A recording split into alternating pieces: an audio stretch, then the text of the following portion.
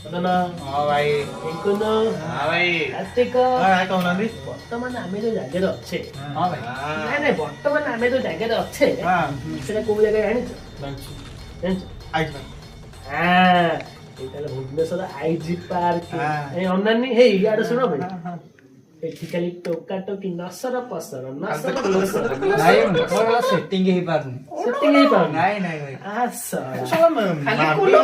ତୁ Ravenshaw university ଯାଇଛୁ ଭାଇ କୋଉଠି ପାଠ ପଢିଛୁ କୋଉ କଲେଜ?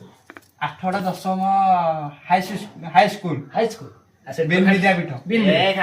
ଖାଲି ଜେନ୍ସ ଆଉ ଲେଡିସ୍ ଆସିବେ ସେତିକି ହବ କୃଷ୍ଣ କଳା ନାହିଁ। କୃଷ୍ଣ କଳା ନାହିଁ ଶଳାରେ କୃଷ୍ଣ କଳା ୱେଷ୍ଟେଡ ମାଲ ତୁ କିଛି ଅସୁବିଧା ଭାଇ ଦେଖିଲି ଦେଖିଲି ସେ ଶଳା କୋଣ ଗୋଟେ କି ଗୋଟେ ବସିଗଲା ନା କଣ ଦେଖ ଗୋଟେ ବୁଦ୍ଧା ପଛରେ କଣ ବୁଦ୍ଧା ଭିତରେ ୱାର୍ଡେନ ଜଗି ଧୀରେ ଧୀରେ କଥା ହବ ପୋଲିସ ପୋଲିସ ବି ପହରା ଆମେ ଧୀରେ ଶୁଣ ଶୁଣ ଜମା ବ୍ୟସ୍ତ ହଉନି ଆରେ ସେ ଯୋଉ ଟୋକାଟା ଯାଇଥିଲା ହଁ ଭାଇ ସେ ଶଳାକୁ ଖାଲି ମାଡ଼ ଦରକାର ହଉଛି ଶଳା ପାର୍କ ଆସିକି ଶୁଣ ଶୁଣ ପାଟି ବାପା ବାପା ବାପା ଫୋନ କଲେ ଜମା ପାଟି କରନି ମୁଁ ଶଳାକୁ ଆଜି ପଟି ଚଢେଇ ଦେବି ବୁଝିପାରିଲି ଆଜି ପଟି ଚଢେଇ ବାପା ନମସ୍କାର କୋଉଠି ମୁଁ ପାଇଁ ପୁରୀ ଯାଉଥିଲି ଏବେ ଷ୍ଟେସନରେ ଅଛି ଦେଖିଆ ପାଟି ଶୁଣିଲୁ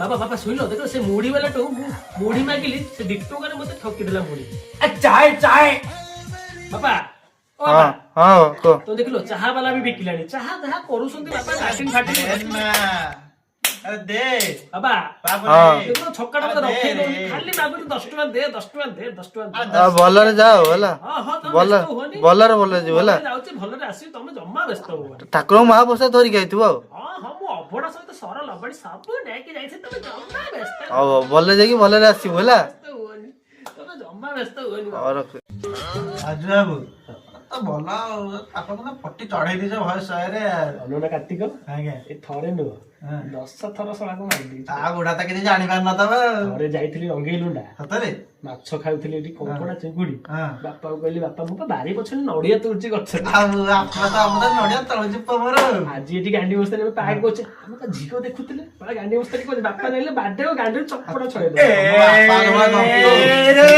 ସେଥିପାଇଁ ମୁଁ କହିଲି ଆମେ ପୁରୀ ଯାଇଛୁ ଆଉ ତମ ପାଇଁ ଅଭଡା ନେଇକି ଯାବା ଅବଡା କୋଉଠୁ ଆଣିବ ଠାକୁର ନା କହିଲେ କେହି କିଛି କହିବେନି ଗଲା ବେଳେ କହିବି ବାବା ଅଭଡା ବି ଯାଇଥିଲି ଅଭଡା ସରିଯାଇଛି ଆନନ୍ଦ ମତେ ଆନନ୍ଦ ଅବଡା ନାହିଁ କଣ ସାଙ୍ଗ ଠିକ କହିଲି ନା ଭୁଲ କହିଲି ସେଇ ଖୁସି ଆଜି ଗୋଟେ ଡ୍ୟାନ୍ସ ହେଇଛି